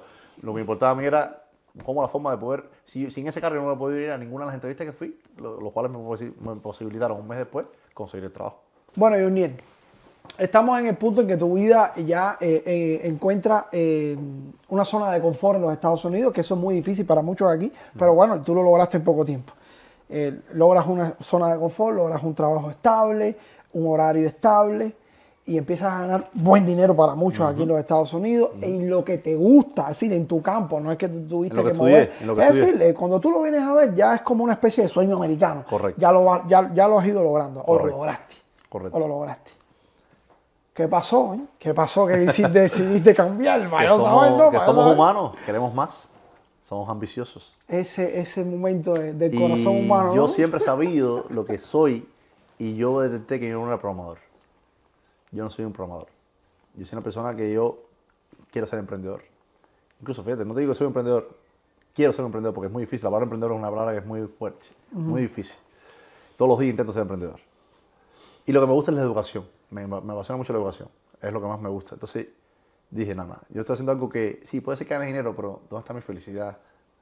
¿Dónde? ¿Qué es lo que pasa por esa cabeza del hombre emprendedor? ¿Qué es lo que te pasó a ti? Porque desde mi punto de vista, yo, por ejemplo, yo lo único que quiero es ser libre. Correcto. Yo lo Eso único- es lo que me pasa exactamente. Yo tenía un trabajo incluso, ya después, pasaron un par de años, 3 años, siendo programador incluso. Ganaba incluso mucho más que la última vez. Ya casi que trabajaba para el pipí de la compañía. Y me di cuenta que trabajaba muchísimo. Y que cada vez que yo trabajaba 1 hora más, no ganaba mucho más, no ganaba más. Sentí que tenía un límite porque estaba trabajando para otra persona. No era libre del todo, ¿no? Porque se me exigía más porque para eso se me pagaba más aparentemente y no me sentía libre. No estaba ni siquiera haciendo mi visión, mi camino. Estaba haciendo el camino de otra persona. Que lo veo bien para que quiera hacerlo. No digo que no, que tú tengas que seguir- no digo que uno tenga que tener su propio camino, pero no soy yo. Yo quería ser libre, yo quería ser emprendedor. Tuve la suerte de leerme un libro, o la desgracia, como para muchos, a otros. Para mí fue una tremenda suerte. Ya sé por dónde viene. El libro de Papá Rico, Papá Pobre, El papel de Kiyosaki, Robert Kiyosaki, claro. y cambió mi vida perfectamente. Pero es curioso porque en ese libro lo que se expone es más bien que tú diversifiques tus fuentes de ingresos. Correcto, Diversifiques tus fuentes de ingresos. correcto. Tú de decir, ¿cómo tú llevaste el libro de ese No, libro? no lo llevé 100%, evidentemente. Yo lo que hice fue tajante, como hago las cosas en mi vida. Lo dejé todo un buen día, le dije, me voy del trabajo, mis 2 semanas, lo que sea, me voy. Y automáticamente me puse en modo emprendedor. ¿Qué hice? Empecé, como tengo la habilidad matemática de hacer cálculos mentales, empecé a ir a shows de televisión, donde me invitaban porque era una especie de entretenimiento, ¿no? Y al mismo tiempo dejar caer que yo tengo mi compañía, la cual no existía en ese momento porque no había creado. Ya había dejado mi trabajo, pero todavía ni siquiera había creado la compañía, pero ya había visualizado en mi mente. La compañía le llamaba Matemática Picante, en inglés dice Spicy Math, es un nombre bien atrevido, porque me gusta. Déjame volver un momentico atrás. Es decir, tú tuviste esa llama en tu interior de dejar tu trabajo y dedicarte al emprendimiento. Que Eso evidentemente la tuve porque también tenía dinero ahorrado, me había preparado. Sí, no, no, estamos- no es que tú no dices- diste un salto pasivo. No, De alguna- exacto. Sí, pero a ver. Hay que tenerlas bien puestas para salir de la zona de confort y caer en un mundo en el que, aunque tú hayas tenido todo el dinero ahorrado, te vas a enfrentar a ti mismo. Porque el emprendedor, yo siempre pienso que el emprendedor no es otra persona que se enfrenta a sí mismo. Así mismo es. Y Así que mismo como hay, estás diciendo. sí. Y tus demonios también y son esa es la difíciles. batalla más difícil que hay, la de Ajá. ganarte tú mismo, no es ganarle al mercado, la batalla de uno mismo. Porque Ser mejor persona, para emprender tú te enfrentas a ti. El emprendedor no es más que un ser humano que se enfrenta a él mismo. De acuerdo. Ahora, tú tienes familia, tú tienes mujer. ¿Cómo ese contexto sí, cómo asumió ese contexto la decisión de En romper aquel con la entonces zona fue de más confort? sencillo porque yo llegué solo a este país. Después, mi esposa, que en aquel momento era mi novia, no tenemos hijos, no tenemos éramos nada más que nosotros dos. Entonces, al no tener hijos, uno está más dispuesto a tomar más riesgos, ¿no? Evidentemente. Incluso les recomiendo a las personas que van a hacer emprendimientos que emprendan lo antes posible. Lo antes posible. Porque después la vida se complica. Lamentablemente nosotros vivimos en Cuba. Yo viví 25 años en Cuba donde no pude ser emprendedor ni aunque quisiera. Ni aunque lo fuera, no es el emprendedor que estoy buscando ahora ser. Si tú hubieras tenido los niños antes de emprender, lo hubieras Probablemente no lo hubiera hecho. Quizás no. O a lo mejor sí, pero hubiera sido a costa de otras cosas que no, que es muy difícil. Quizás sí lo hubiera hecho, porque si está en ti, sí lo vas a hacer. Pero ten en cuenta que no es ideal. No es ideal. Porque, por ejemplo, si eres como yo, para mí mi prioridad es mi familia. Hay emprendedores, Elon Musk, Quizás su prioridad no es formar, quizás su prioridad es su negocio. No digo que no digo que esté mal siquiera. Simplemente que cada cual tiene su prioridad y está muy bien que cada cual tenga su prioridad. Yo sé quién yo soy. Para mí hubiera sido mucho más difícil. Incluso ahora mismo hoy día que tengo 2 hijos, emprender es el emprendimiento que hago hoy día, ese emprendimiento es diferente al emprendimiento que hacía hace 10 años, hace 12 años ya que dejé mi trabajo en promoción. Es diferente completamente. Es bien complicado. Porque es lo que tú dices, es enfrentarte a ti mismo. Es un monstruo, es un monstruo. El emprendimiento es un monstruo. Entonces dejo de ser un programador. No, es que tú estás gobernado. Lo más fácil del mundo es ser un hombre gobernado. Por eso a la gente en Cuba le gusta Fidel Castro y toda la película que se montó. Porque había un tipo que les estaba diciendo por dónde había que ir. Y era un tipo abogado que se había graduado de las mejores universidades en Cuba, que había luchado en la guerra, la sierra y toda esa película. Es decir, el tipo tenía todo el background del mundo para gobernar a los demás. Él le podía decir a la gente lo que tenía que hacer. Por eso Fidel se lo creyó y los demás le siguieron el juego. Pero cuando tú estás en el mundo libre, en ese momento en que nadie te dice lo que tú tienes que hacer, eso es tremendamente complicado de asumir. Muy complicado. Tremendamente complicado de asumir ese momento donde tú sabes que no hay nadie que te va a decir a ti lo que tú tienes que hacer. Eres tú buscándote dentro de ese algoritmo matemático que tú tienes en tu cerebro lo que realmente tú tienes que hacer. Ese es el emprendedor. Correcto. Ese es el emprendedor. Y para emprender hay muchas etapas. La primera es visualizar, que también está sobreestimada, porque visualizar es muy importante, pero no es lo único. Quizás es la mitad del todo, porque yo siempre digo que al principio es la mitad del todo. Yo, por ejemplo, dejé mi trabajo y yo visualicé que iba a tener una academia donde enseñaba tutorías de cálculo mental a las personas. Fue lo que yo visualicé en aquel momento.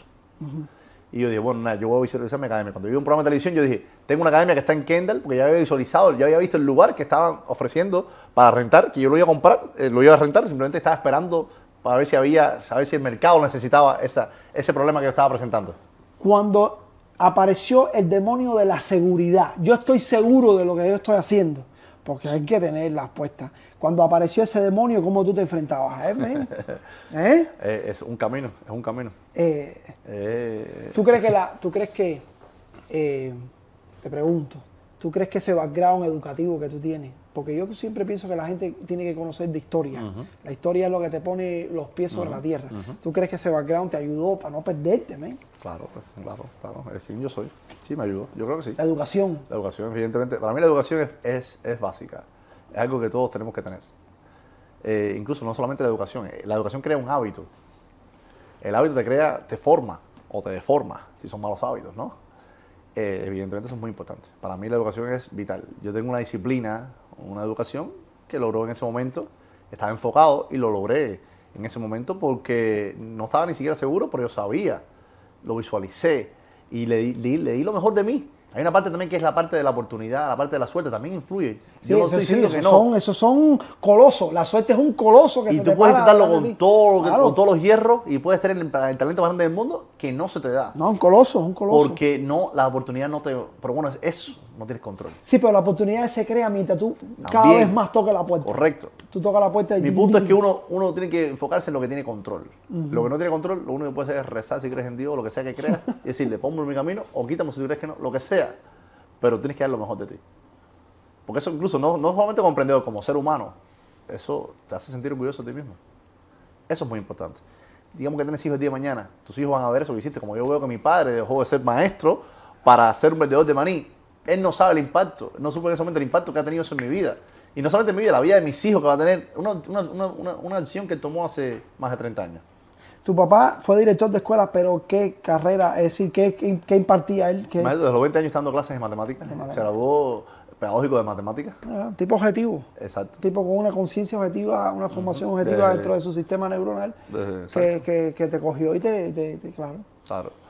Y es evidente que nosotros como padres afectamos la vida de nuestros hijos, para bien o para mal. Entonces es muy importante dar lo mejor de ti porque es lo que tus hijos se van a llevar. Y para mí los hijos es lo más importante. Entonces nada, ahí fuimos. Antes de entrar en el tema lucrativo y todas estas cosas, que es lo que uno también espera dentro de su propósito, ¿crees que la misión, es decir, la misión tuya, cuál fue dentro de tu proyecto? Yo tuve la suerte, como te dije, de ser libre. Entonces yo decidí en el momento que iba a hacer ese paso de emprendimiento. Yo dije, yo no voy a hacer cualquier emprendimiento. Yo decidí en aquel momento, y una decisión que todavía he mantenido hasta ahora, no significa que la cambie de mañana, pero, no, pero yo creo que no, espero que no.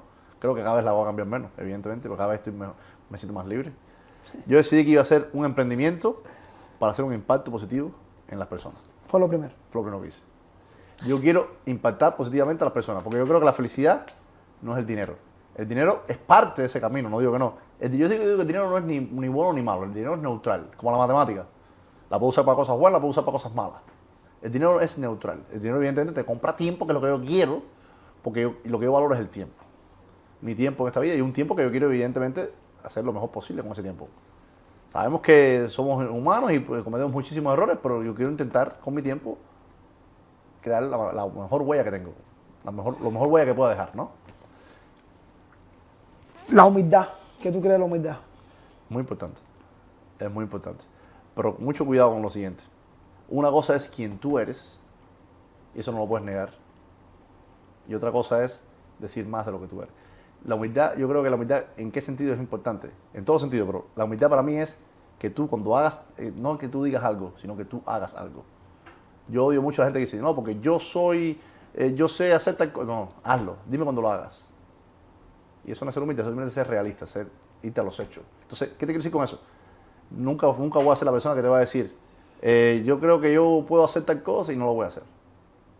La humildad es esencialmente, incluso yo a veces me tiro hasta por abajo. Cuando yo te digo algo así, yo digo, yo sé que puedo hacer mucho más, por eso voy a decir que voy a llegar hasta aquí. Para mí eso es humildad. Para mí la humildad es hacer, no decir. ¿Tú crees que la humildad sea un reflejo de lo seguro que nosotros vamos en el camino, no? Sí, supongo, claro. Cuéntame, ¿qué tú, en ese momento en que tú decides ya irte de tu trabajo, cómo tú encontraste el vacío en el mercado? El vacío en el mercado lo encontré esencialmente buscando, ¿no? Tocando las puertas. En este caso fue al programa de televisión, donde esencialmente me dije, bueno, puedo enseñar cálculo mental a las personas. ¿Ese es un problema que las personas tienen o no? Pregunté a la audiencia de alguna manera. Bueno, en caso que lo tengas, que sepas que es un problema porque siempre al final, yo siempre creo en problema, solución y después la implementación, ¿no? Presenté el problema, esto es lo que puedo hacer yo, soy la solución para ti, ven conmigo, ¿no? Y lo que esencialmente dije fue, tengo una academia de cálculo mental que está en Kendall localizada, si estás interesado, en enero empieza el programa, envíe su dinero y ya está. Y encontré personas que estaban enviándome el dinero para un curso que todavía no había dado, que iba a empezar a dar en enero, y con ese dinero agarré y fui y puse, y me arriesgué, te digo, 100%, y puse mi academia en Kendall. Así fue como yo logré tener dinero para la renta, lograr todos los contratos, sin siquiera haber dado nada por adelantado. Para mí eso fue un gran logro, por lo siguiente, porque yo sabía que yo iba a cumplir, yo nunca iba a dejar de cumplir lo que estaba diciendo, y al mismo tiempo me sentí que, cocho, soy capaz de automantenerme, de ser autónomo.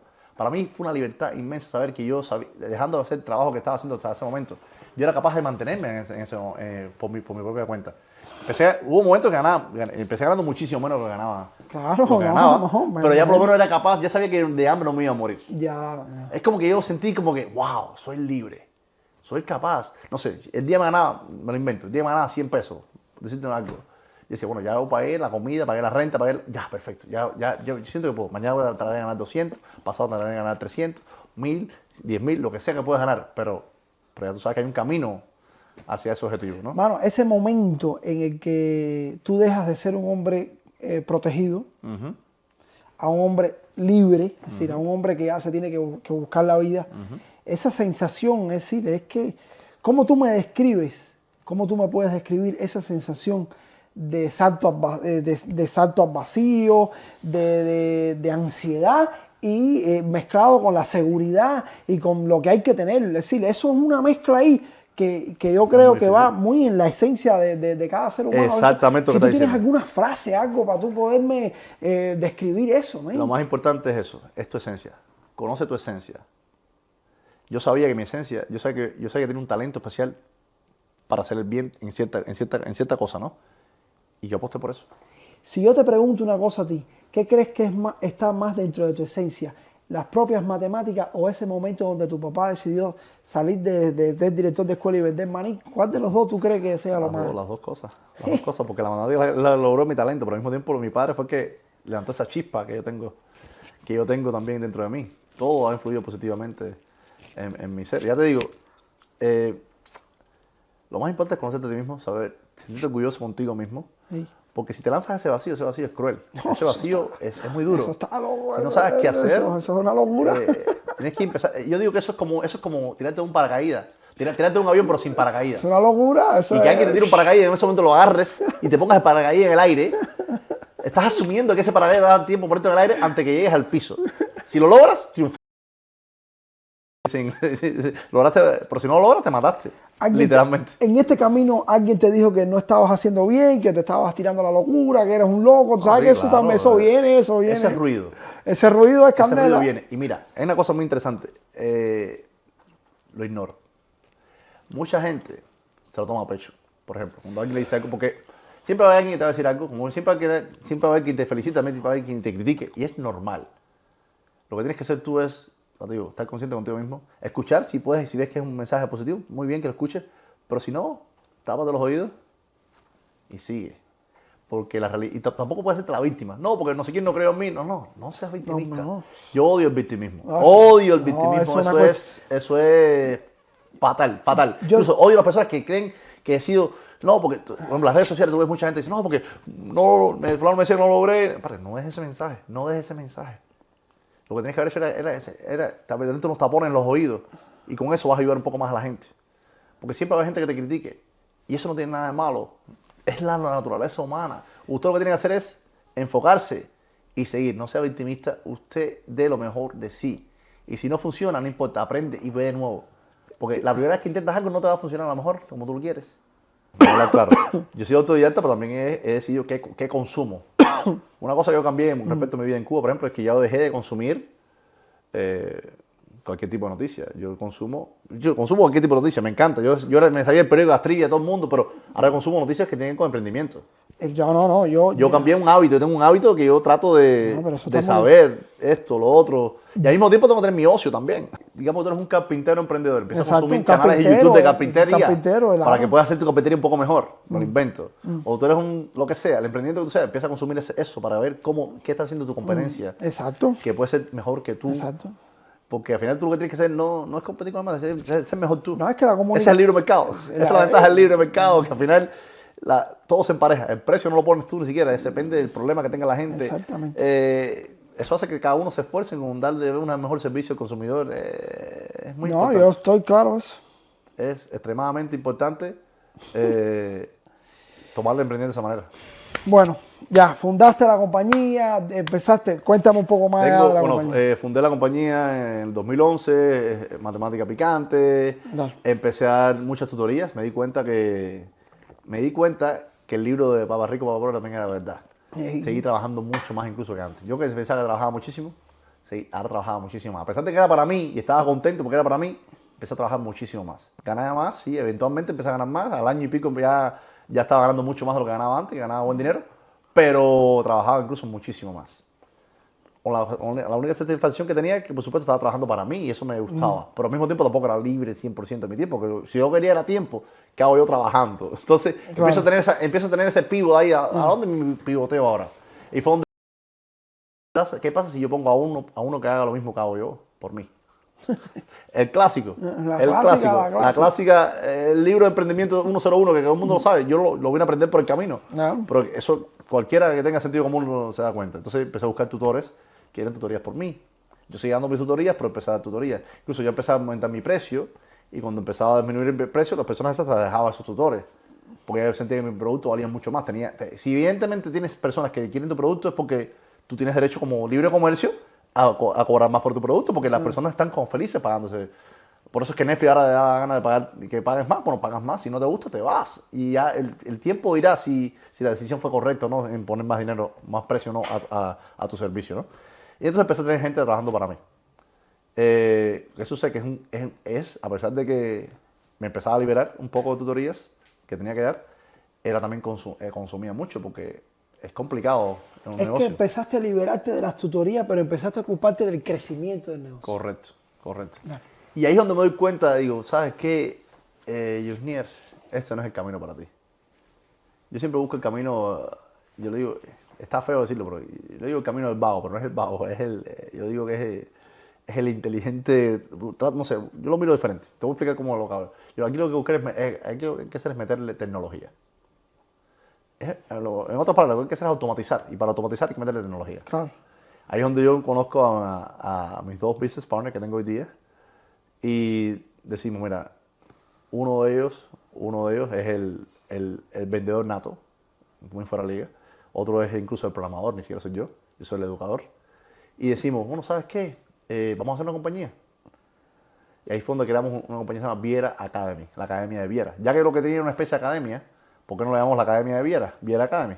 Y empezamos a enseñar para las pruebas de ingreso, los SATs, que son las pruebas para entrar a la universidad en los Estados Unidos.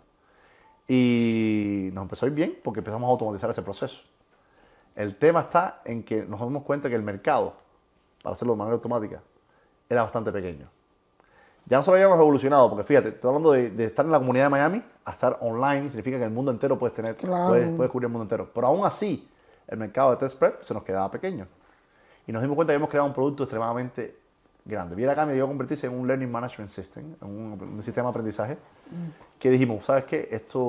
Aquí se puede enseñar muchas cosas. Si quieres hacer un impacto en la vida de las personas, no solamente enseñarle cómo salir bien en las pruebas de ingreso, puedes enseñarle cualquier cosa. Y eso evolucionó en lo que hoy día es EduCop. Aquí está, EduCop. Claro. EduCop fue fundada en el 2020, y es la compañía que trabajo actualmente. Soy uno de los 3 fundadores. Y esencialmente es una plataforma educacional que tiene ya casi 2 millones de usuarios registrados, donde esos usuarios disfrutan muchísimo los cursos que consumen, porque son cursos que son muy lúdicos. En inglés se dice gamified, y tienen, digamos, quieres un curso, digamos, quieres aprender algo, no sé, quieres aprender carpintería o quieres aprender un idioma, inglés, vas al curso y puedes consumir el curso sin problema ninguno y es muy, muy dinámico. Hay una interacción muy buena porque después que ves a la clase del profesor, puedes hacer ejercicios no solamente de multiple choice, sino ejercicios de conexión, puzzles, rompecabezas. Es muy dinámico. Yo digo que es una mezcla entre Coursera y Duolingo, ¿no? Entonces, ¿qué sucede? Fuimos un poco más allá y dijimos, bueno, no solamente tiene que ser interesante para los consumidores finales, también tiene que ser interesante para los creadores. Y entonces creamos el EduCop Studio, recientemente creamos el EduCop Studio, donde esencialmente los creadores, que son los que crean esos cursos, se demoran solamente 5 minutos en crear un curso de lo que sea que ellos enseñen.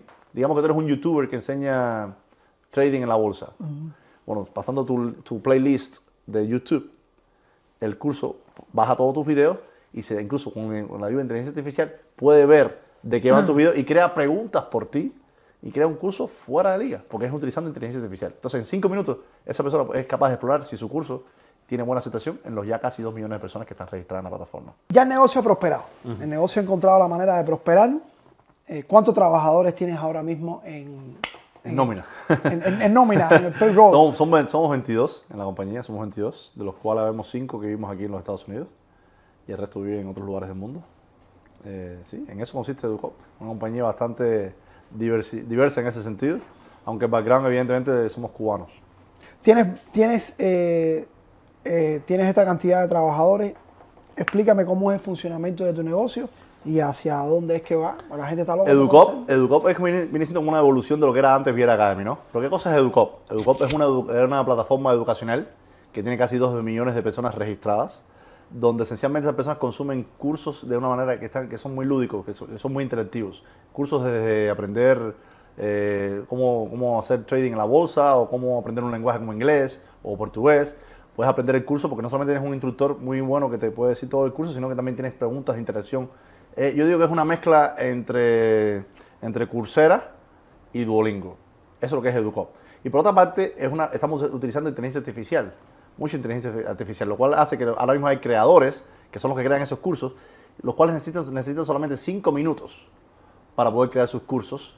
Y la misma inteligencia artificial va a agarrar tus videos que tú impusiste en el curso y va a entender de qué va tu curso y te va a crear preguntas muy inteligentemente puestas ahí para que el consumidor los pueda consumir. Entonces, ayudamos a las dos partes, a las personas que aprendan algo de una manera efectiva y al mismo tiempo ayudamos a los creadores a crear algo para que puedan saber rápidamente si tiene sentido eso que están creando, si es algo que las personas quieren consumir. La verdad que es cambiar el chip, casi.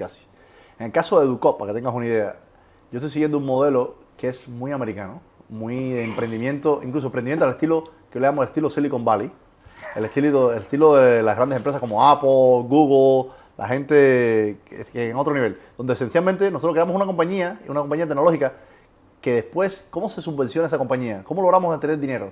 Primero que todo, crear una tecnología cuesta dinero.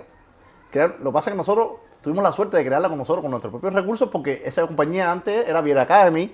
Digamos que tuvimos la oportunidad de crear esa tecnología con nuestro propio dinero. Pero eventualmente, como se dice en inglés, you run out of money. ¿Qué pasa cuando se te acaba el dinero?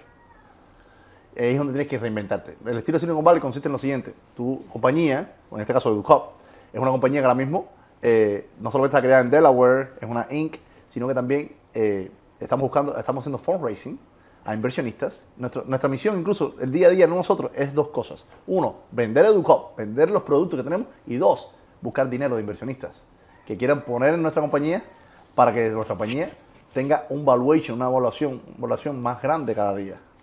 Y entonces, cuando recibas ese dinero, no significa que tú ese dinero lo que vas a hacer es irte para un yate. No es para eso no es un lifestyle company. Nuestra compañía es una startup. Es una compañía de emprendimiento, de las que están en sus inicios hasta cierto punto, que lo que quiere es evolucionar. Y como evoluciona, ¿cómo funciona? Es lo siguiente, te voy a explicar cómo funciona. Nosotros hicimos, por ejemplo, un seed round. Seed round significa un round de semilla, se dice en español, donde esencialmente buscamos dinero sobre todo de familias, amigos, que por supuesto, como sabemos, la familia cubana no puede ser tan poderosa como la familia quizás de alguien que nació en los Estados Unidos, que tiene los contactos en los Estados Unidos, pero aún así logramos, gracias a que somos 3 partners, que somos muy bien conectados, lograr que la familia, más amigos, más empezaran a dar el primer dinero para EduCop. Y así fue como empezamos al proyecto, ¿no? Eventualmente nos metimos en una cosa que se llama un acelerador en California que se llama On Deck. Una aceleradora esencialmente es como una compañía que te ayuda a evolucionar en tu trayectoria, ¿no? Compañías como Facebook empezaron de esa manera también, ¿no? Hay una aceleradora muy importante que se llama Y Combinator, donde muchas de las compañías que hoy día son grandes pasaron por ese ahí. Esencialmente es un proceso de unas 12, 13, 15 semanas, depende del tipo. Y ellos te ponen un dinero y ya te dan tu primer valuation, tu primera evaluación.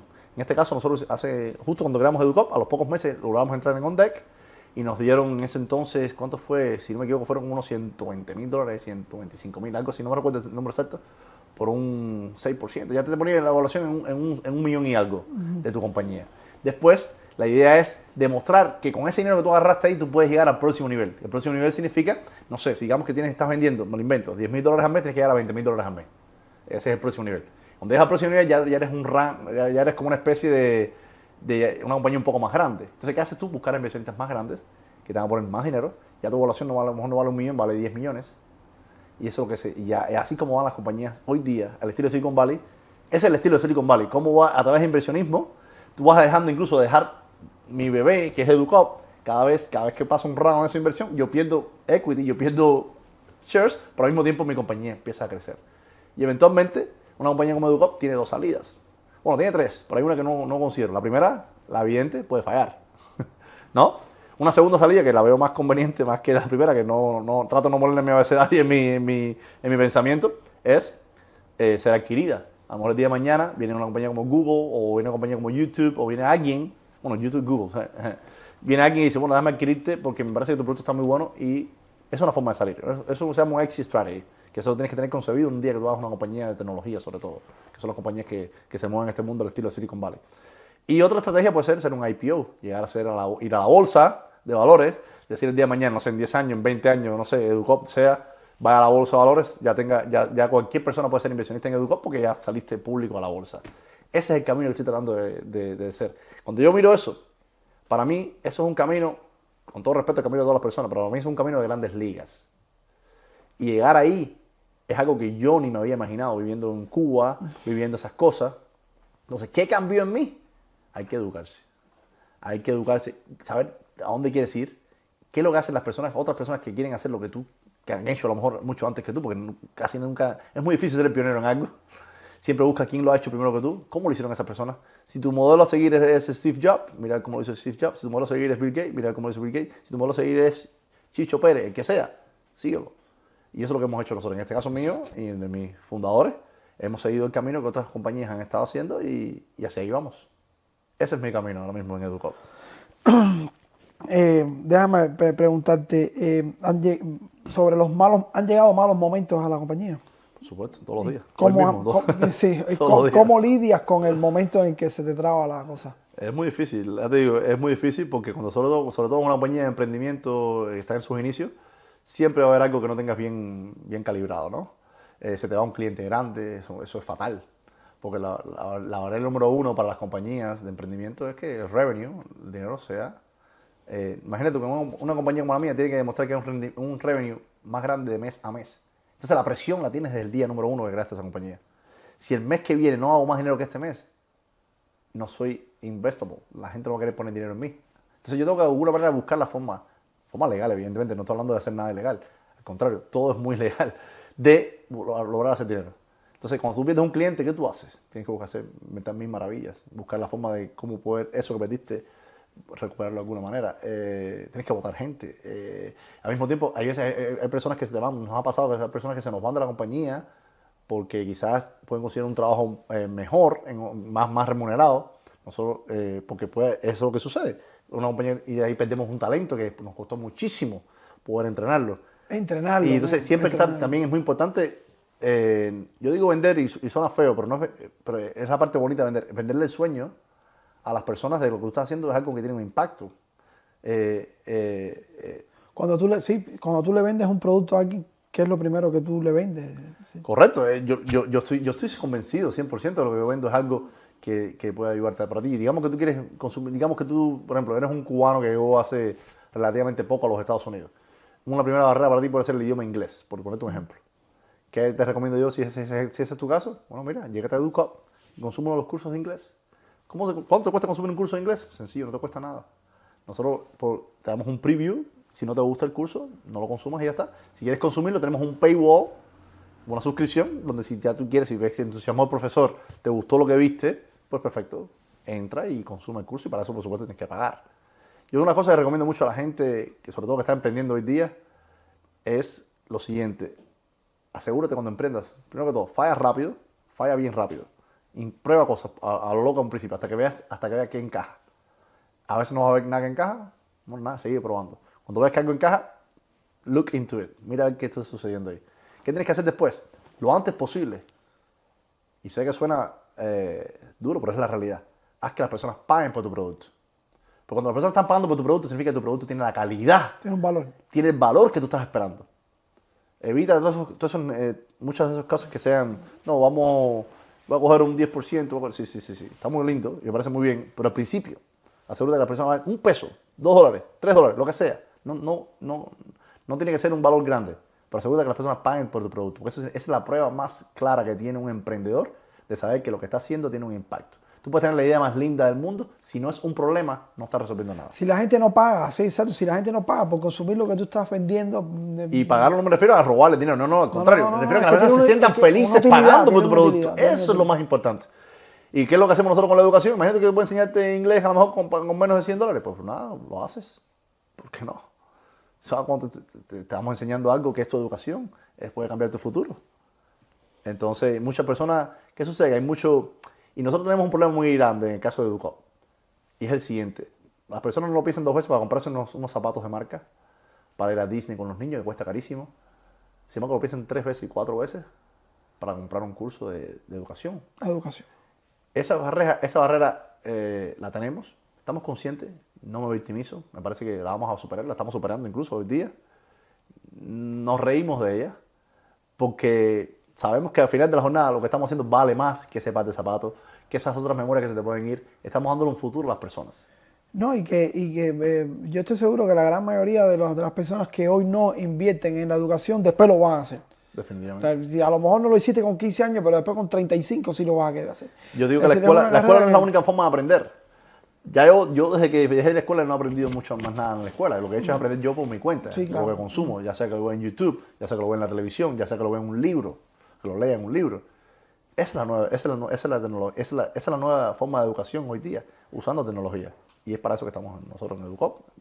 Somos un pedacito de ese mundo tan grande al cual aspiramos ser la compañía de tecnología más impactante, sobre todo para los latinos que vivimos aquí en los Estados Unidos. Y ojalá que sea para el mundo entero.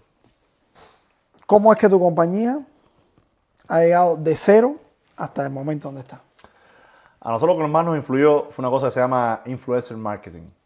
Lo que más nos ayudó es el influencer marketing. Nosotros agarramos, digamos, big shots, gente semidura en YouTube, en Instagram, que tenían 1 o 2 millones de suscriptores y les vendimos la idea de EduCop. Entonces, esa gente nos ayudaron ¿en qué sentido? Se hicieron como una especie de, nosotros nos fuimos como una especie de partner tecnológico de esa gente en un inicio, fueron los primeros clientes que tuvimos, y toda esa audiencia que ellos tenían de YouTube emigró para EduCop.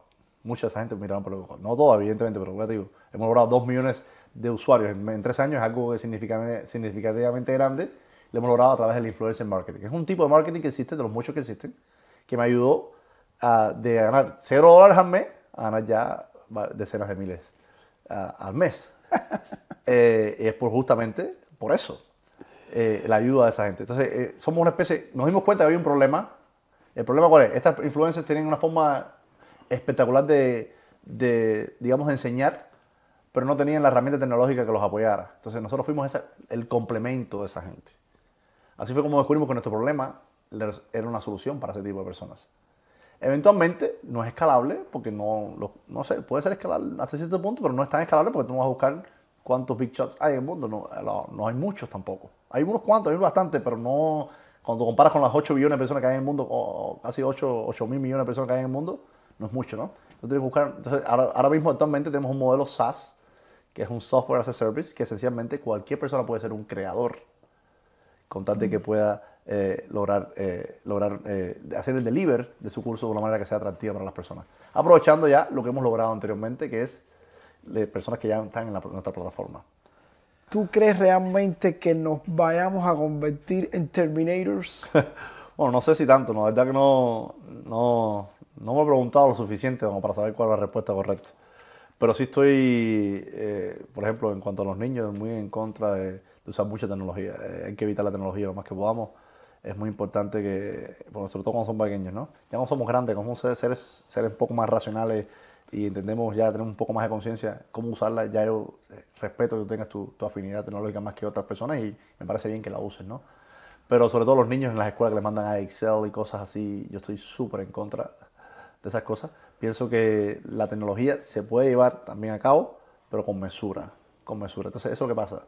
Hay que buscar la forma de hacer el bien sin afectar a nadie, ¿no? Lógicamente. Yo no soy de los que cree el camino, no, voy a hacer el bien mayor. Sí, el bien mayor es muy importante, pero en esta tecnología yo creo que lo podemos hacer bien, de manera que todo el mundo lo haga bien. ¿Tú crees que vayamos a un futuro de parados, de gente sin empleo? Puede suceder, eso es lo que puede ser, es lo que está previsto que suceda. Incluso es muy probable, creo que Elon Musk lo dijo una vez en una entrevista, es muy probable que eventualmente, dentro de cientos de años quizás, no sé, seamos un sistema esencialmente comunista, una libertad de abastecimiento, porque ya está todo inventado, los robots están haciendo todo por nosotros. Hay que tener cuidado para no llegar a ese punto. Entonces, ya te digo, no soy negativo en ese sentido, apoyo la tecnología, me gusta mucho la tecnología, incluso mi compañía es de tecnología, pero sabiendo los riesgos que tiene y que no estoy dispuesto a cruzar. Yo estoy dispuesto a hacer las cosas donde yo no pierda la visión y misión que tengo, que es esencialmente hacer un bien a la humanidad. Yo siempre digo que yo no soy mercenario, yo soy misionario. Y eso es muy importante para mí. Si no, no hago nada. Si Cuba fuera una democracia, ya vamos a finalizar, señores. Si Cuba fuera una democracia algún día, ¿tú invertirías capital en la isla?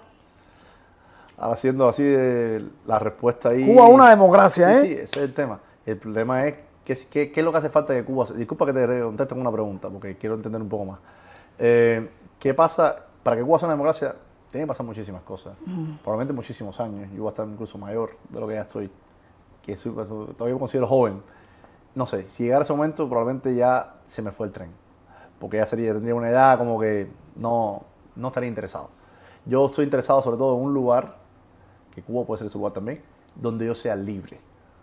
Yo soy cubano, eso lo tengo en la sangre, pero también soy norteamericano, porque aquí donde no solamente tengo mis hijos acá, soy cubano-americano y además me siento libre. Y es aquí en esta sociedad donde yo no lo pienso 2 veces para emprender y eso. Cuba tendría que cambiar muchísimo, y cuando eso me refiero al sistema, no a Cuba, porque a veces decimos Cuba y Cuba, parece que estamos hablando de la gente. No, no, el sistema cubano. Los cubanos, yo soy fanático de todos los cubanos. Por supuesto, soy cubano, pero estoy en contra de ese sistema porque ha hecho que muchas personas como yo, como tú, como todos nosotros, hayamos tenido que emigrar para buscar la libertad. Entonces ya te digo, lo veo poco probable. Sí, esa sería la respuesta directa a tu pregunta. Lo veo muy poco probable, pero quizás me sorprenda. Quizás me sorprenda y ya seamos libres muy pronto. Pero no lo veo claro. ¿Crees que el libre mercado sea la solución para los problemas económicos de este mundo? El libre mercado es definitivamente la solución ahora mismo. No digo, puede ser que exista otra solución, pero no la conozco.